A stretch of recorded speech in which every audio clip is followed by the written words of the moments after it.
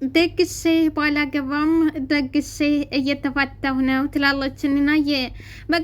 በቅርቡ እንግዲህ ህይወት አንዱን ከፍ አንዱን ዝቅ ያደርግ ነበር። ዝቅ ያለው መልሶ ከፍ ይላል፣ ከፍም ያለው መልሶ ዝቅ እንደሚል እያየነው ነው። ለዚህም እንግዲህ ናቲና ኒና ምን ላይ እንደነበሩና ተምን ተየት ወደት እንደሆኑ ዝሆንን እያየናቸው ነበር። ፈጣሪ መስገንና ተቀያይረው ጥሩ ህይወት ላይ ደርሰው ነበረ። ሆኖም ግን ያው አንዳንድ ጊዜ ድህነት መልካም ነው፣ ድህነት ያፋቅራል፣ ድህነት ያወድዳል የሚባለው አባባል ብቻ ሳይሆን ትክክል እንደሆነ አይተነዋል፣ እያየነውም ነው። እንግዲህ እናቴ ከዚህ በፊት ምንም ባልነበረው ጊዜ ሰላማዊና ፍቅር ባለው ነገር ብቻ ፍቅር እየሰጣት ያው ቆይተው ነበረ። አሁን ላይ እንግዲህ እናቴ ህይወት ተቀይሮለት ተሳክቶለት ዛሬ ላይ ደግሞ እንደ አቅሙ ናቴ ፍንፉን እያለ ይገኛል። እንግዲህ ቀለበት ባሰረላት ማግስት ኒናየም በደስታ ተውጣ በቀለበቱ ማግስት ደግሞ እራት አዘጋጅታ ፏፈሽ ብላ ሻማው ለኩሳ ወይን አዘጋጅታ እየጠበቀችው ሳይመጣላት ስትቀር ልቧ ተሰብሯል። እንግዲህ ደግሼ ባላገባህም ደግሼ እየተፋታው ነው በማለት ኒናየ በጣም ልቧ በተሰበረና ባዘነ በእንባዎቿ ቀለበቷን አውልቃ ጥላለት ትሄዳለች። ሰላም ጤና ይስጥልኝ ውድና እየተከበራችሁ አድማጭ ተመልካቾቼ ለቻናሌ አዲስ የሆናችሁ ላይክ፣ ሰብስክራይብ፣ ሼር በማድረግ እንድታበረታቱኝ ለምታበረታቱኝ ደግሞ ከልብ አመሰግናለሁ። ዛሬም እንደተለመደው አስተማሪውን አዝናኙን እየተማርንበት እውቀት እየገነዘብንበት ያለው ጽናት ድራማ እንግዲህ አሁንም ፊልማው እንደቀጠለ ነው። የኪራ ነፃ መውጫ ቅርብ እየሆነ ይመስላል። እንግዲህ እውነት ስመነምናለች እንጂ አትበጠስም ይላል የሀገራችን ሰው። እውነት ካላችሁ ትጨነቃላችሁ፣ ትሳደዳላችሁ፣ ግን መጨረሻ ላይ እውነት ታሸንፋለች። ሁልጊዜም ግን ያው ፈተናዋ ይበዛባታል። እውነት ለመቅበር ውሸታሞች ለመቅበር ብዙ ይወጣሉ፣ ይወርዳሉ፣ ይደክማሉ። ሆኖም ግን መጨረሻዋ ላይ ግን እውነት ነች የምታሸንፈው፣ እውነት ነች ጎልታ የምትወጣው። ለዛም ነው አቶ በላይም የራሱ ያልሆነ ንብረት ላይ መጥቶ ሙዝዝ ብሎ ህይወቱን አጣ። እንደዚሁም ደግሞ በኪራ ይማኛል ብለው እነ ሄኖክና ቤቲም ደግሞ በተለይ ቤቲ ያው እንደምናውቀው ኪራን ታጣችሁ በኋላ እሱም መበቀል ስራዬ ብላ የያዘችው ቤቲ አሁን የባሰ ማጥ ውስጥ ገብታለች ማለት ነው። እና አሁን እንግዲህ የመጨረሻው እየደረሰ ይመስላል። የኪራ ነፃ መውጫ የውሸታሞች ደግሞ መቀበሪያ ጊዜው እየደረሰ ይመስላል። ዛሬ እንግዲህ ኪራ ከሁሉም ተደብቆ እየኖረ ነበር። ያው ተደብቆ እየተፋለመ ነበረ። ከሚስቱ ውጪ ማንም እንዲያውቅ ያላደረገው ኪራ አሁን ፊት ግን የደረሰ እየመሰለው ኪራ ለናሆማ ለጓደኛው ሊነግረው ችሏል። ናሆማ በጣም ተናዶ እንዴት ይደብቀኛለህ? ወንድም አይደለሁም ወይ? አልጨነቅም ወይ ብሏል። በነገራችን ላይ የሚያሳዝነው ነገር ናሆማ ወደ ኪራ ወደ ጠራበት ቦታ ሲሄድ መርማሪ ጆን እየተከተለው ነበረ። ትንሽ ዝጋ ያስፈራዋል። በሌላ በኩል እንግዲህ ኪያየም ሰምታለች። ኪያየ ደግሞ ልቧ ተሰብሯል። ኪያየ እንዴት እንደ አንዲት እህት ተኪያየ መደበቅ አልነበረበትም። ለኪራ ለፂ ነግሮ ለኪያየ ሲደብቃት በራሷ ጊዜ ነው የደረሰችበት። ኪያየ ዋጋ ከፍላለች። እየተሰቃየች ነው ያለችው። ወንድሜ እያለች ነው። ስለዚህ በዚህ መሀል እንግዲህ አንዲት እህት እንደዚህ ብኮን አስቡት እናንተስ በቦታው ብኮኑ ምን ታደርጋላችሁ? ስለዚህ እንደኔ ብዙ ነገሮችን እየተማርንበት እንደዚሁም ደግሞ ብዙ ነገሮችን እየተገነዘብንበት በሌላ በኩል ደግሞ ሪሊ የሆነ ምድር ላይ ያለ ታሪክ እንደሆነም ያየሁበት ነው። እናንተም እንደሚያስደስታችሁ እንደዛው እንደኔ እንዳያችሁት ተስፋ አደርጋለሁኝ። ውድና የምወዳችሁ የማከብራችሁ ቤተሰቦች በድጋሚ ላይክ፣ ሰብስክራይብ፣ ሼር በማድረግ እንድታበረታችሁ ስል በትህትና እጋብዛችኋለሁ። እንግዲህ በሌላ በኩል ደግሞ በጣም የምትወደውና የምትአፈቅረው ፍቅር ውስጥ አልገባም ብላ ወስና የነበረችው ኪያየ ያው በመጨረሻ ሄኖክ ጋር ፍቅር ጀምራ ሄኖክ ልቧን ሰብሮት የሄደው ሄኖክ እንግዲህ ማግባቱን አላወቀችም። ያው ልቧን ሰብሮት አስደስታት በቃ የመጨረሻ የፍቅሬን ህይወቴን አገኘው ብላ ተደስታ ሳታበቃ ልቧን ሰብሮት ይሄዷል። ልቧን ሰብሮት ይሄድ እንጂ ፍቅሩ ውስጧ ገና እንዳለ ነው፣ ተውስጧ አልወጣም። ምክንያቱም ተናዳለች፣ የሶኬ ተናዳለች፣ በጣም አናዷታል፣ ያናድዳልም፣ አልታመነላትም። ግን የሚያሳዝነው ነገር ይሄ ብቻ አይደለም። ሄሉ አሁን በአሁኑ ሰዓት ቤትን አግብቷታል፣ ግን ደብቋል። ላይጠግን አይሰብርም የሚል አባባል አለ። በሌላ በኩል እንግዲህ እንደምናውቀው በኪራ ጠብ ምክንያት ጠበቃ ዮሴፍ ወደ ኪራ ህይወት መጥቷል። ይሄ ብቻ አይደለም፣ አልፎ ተርፎ ወደ ኪያዬ አይኖቹ አተኩረዋል። ኪያዬን በጣም እንዳፈቀራትና እንደወደዳት ለመንገር ቢፈራም ቢቸርም አበባዎችን እየላከላት እንደዚሁም ደግሞ አይኖች ውስጥ የሚታዩ ነበሩ። እናም እንግዲህ የሆነችውን ነገር ደግሞ ለሱ ስትነግረው እሱ ቀጥታ ሄዶ ከሄኖክ ጋር ለምንድን ነው እንደዚህ ያደረካት ብሎ ተቆጥቶት ነበረ። የሚያሳዝነው ነገር አቃጣሪው ሄኖክ መጥቶ ነግሯታል። ስለዚህ ሄያየ ደግሞ ምን እያደረገ እንዳለ እንኳን የማታውቀው ሚስት አግብቶ እሱ ዛሬ ሚስቱን እያቀፈ ነው። ደስተኛ ባይሆንም ማለት ነው። እና መቶ ሲነግራት ምን አገባህ አንተ ተኋላ የሆነ እንዴት ሄኖክን ትናገርብኛለህ አለችው። አልሰሚን ግባ ማለት አሁን ነው። እሱ እንደሆነ አግብቷል እኮ የራሱ ህይወት እኮ ጀምሯል። ቤቴን አግብቷል። እና ዮሴፍ ደግሞ ድርብብ ያለና ጸጥ ያለ ረጭ ያለ ልጅ ነው። ስለዚህ እንደዚህ መናገር አልነበረባትም። መነገራችን ላይ አንዳንድ ጊዜ መቸኮል ዋጋ ያስከፍለናል።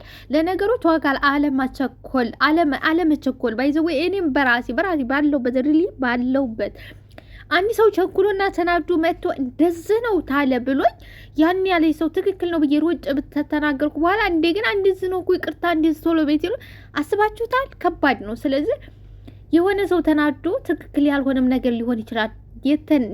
በቃ መጥቶ እንደዚህ ነው ቢላችሁ ትክክል ነው ብላችሁ ሮጣችሁ እዛኛው ላይ ሄዳችሁ አትጩ። ተረጋጉ። እውነትም ላይሆን ይችላል፣ በስተትም ሊሆን ይችላል። ስለዚህ ያም ጠፍቶ እናንተም እንዳጠፉ መረጋጋት ጥሩ ነው ላለሁ እንደኔ። ምክንያቱም አሁን ኪያዬ አላየችም፣ አልሰማችም።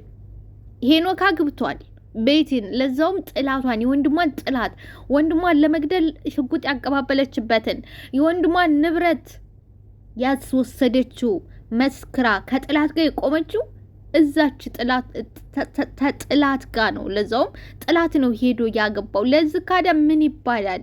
ለዚህ ዮሴፍን መቆጣት አለበት። ዮሴፍ እኮ በጣም ደስ የሚል ልጅ ነው። ደግሞ ምንድነው ያላት? እርግጥ ያለ ነው። የሚጎዳትም አይመስልም። በጨለማዎች ውስጥ እኔ ሻማ ሆኜ አበራልሻለሁ፣ አይዞሽ ነው ያለት። አይዞሽ ተመውደቅ ያድናል ይላል ያገሬ ሰው። በሌላ በኩል ደግሞ እንግዲህ እንደምታውቁት በዚህ ጭንቀትና በዚህ በመከራችሁ ከጎናችሁ የቆመ ሰው እንዴት አይቻልም። እውነት በደህና ቀንማ ሁሉም ሰው ዘመድ ነው። በሰላሙ ቀንማ ወዳጁም ጥላቱም ሁሉም ይወዳችኋል። ማን ጥላትና ወዳጆቹን የምንለዩበት ክፉ ቀን ሲመጣ ነው። ክፉ ቀን ይምጣ ቶሎ ይመለስ እንዲለይበት ነው ወዳጅ ጥላት የሚባል አባባል አለ። ለተረዱ ይቅርታ እንግዲህ ተሳስቻለሁ። ግን ይምጣ ግን ቶሎ ይመለስ። ዘመዳችሁን ጥላታችሁን እንድትለዩበት ነው። በደህናው ቀን ሁሉም ሰው ዘመድ ነው። በዚህ ሰዓትና በዚህ ወቅት የቆመው ዮሴፍ ነው። አይዞሽ እንደ ሻማ አበራልሻለሁ፣ በጨለማው ውስጥ አበርቼልሽ አንቺ በብርሃን ትሆኛለሽ አላት። ከዚህ ወዳዳ ምን ፈልጋ ነው? እኛ ሴቶች እኮ የሚወድንን አንወድም። ባይዘወይ እውነቴን ነው የምላችሁ። አማን ቤቲ ትችያለሽ፣ በጣም ትችያለሽ ቤቲ። ከእስር ቤት አስፈትተሽ እዚህ ተምታስቀምጭኝ እዛው እስር ቤት ብሆን ይሻል ነበር ይላል አማን። ቤቲ ያህያ ስጋ ካልጋ ሲሉት ከምድር አላሉ። ምን ማለት ነው? ባታስፈችኝ ይሻል ነበር ማለት። ይኸውልሽ እዚህ በ4 ሜትር ክንድ ውስጥ ቤት አስቀምጠሽ ነፃነት የለኝ ምን የለኝ፣ ከዚህ እዛው እስር ቤት ብበሰብስ ይሻል ነበር ይላል አማን። ቤቴ አማን የእስር ጊዜህን ጨርሰህ ቶሎ ወደ መቃብር ለመሄድ እያሰብክ መሆኑ ነው ወይ ትለዋለች። ምን አስበህ ነው ትለዋለች። የውልሽ ቤቴ እኔ የሚያስገድልም ሆነ የሚያሳስር አንዳችም ወንጀል አልሰራሁም ይላል። ምን አይነት ሰው ነህ አንተ? ቆይ እንደ ሰው የምታስበው መቼ ነው? መቼስ ነው ነፍስ የምታውቀው? እኔ ያን ያህል ትንከራተት፣ አንተ እኮ ምንም አላደረክልኝ አደረክልኝ ወይ ትትል እንግዲህ በድንገት ሄኖክ ይመጣና በድንጋጤ መንፈስ ይመለከቱ። ሄኖክም እንግዲህ ቆይ እዚህ ቤት ምን እየተካሄደ ነው? ምንስ ለማድረግ እየሞከራችሁ ነው? እንግዲህ ቤትዬም እንዴ ሄኒ እንዴት መጣህ? እንዴት ስታደውልልኝ መጣ ትለዋለች።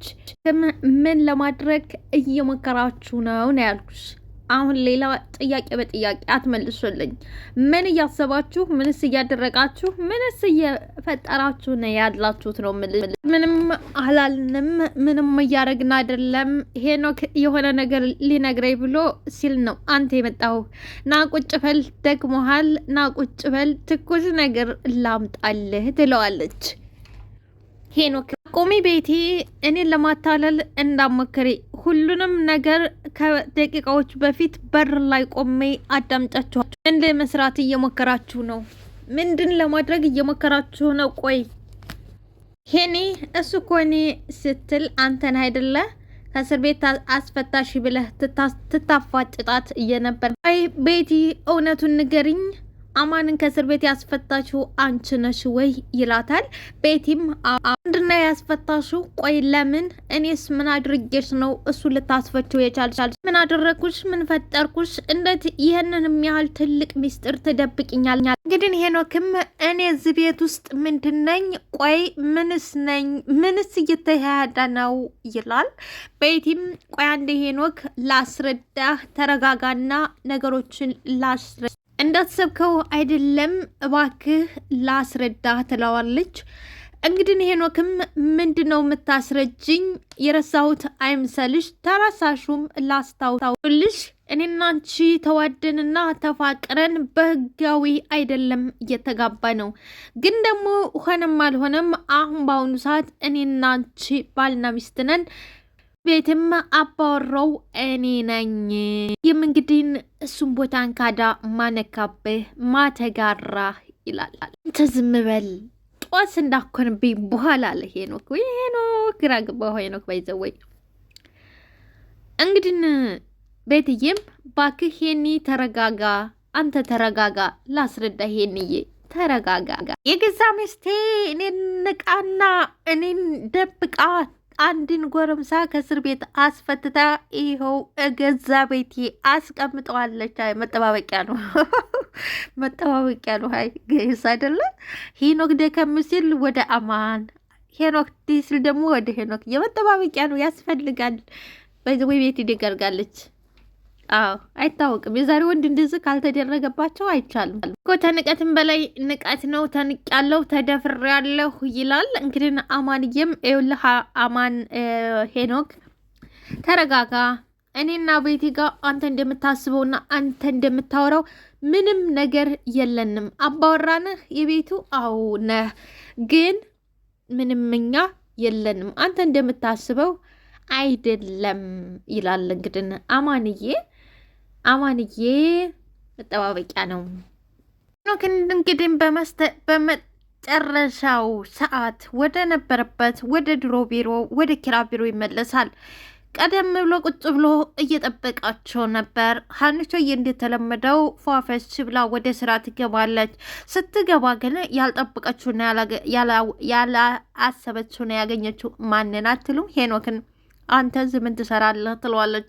የድሮ ቢሮዬን የድሮ የስራ ባልደረባዎችን ሰላም ልበላችሁ ብዬ ነው እኮ የመጣሁት ይላታል። መሆኑ ከመቼ ጀምሮ ነው መስተንግዳችሁ እንዲህ የሻከረው? ይላታል። ሀንልህ እኛ ላንተ የሚሆን ምንም ልክ የሆነ መስተንግዶ አይኖረንም። ስለዚህ እንደውም ቀናችን ታጀማመሩም ጥሩ አልነበረም። አንተ ደግሞ ተጨመርክበት ለበት አንዳንድ ቀን እንኳን ፋታ ብሰጡን ትላለች። ላይክ ሰብስክራይብ ሸር አድርጉልኝ። ወዳችኋለሁ።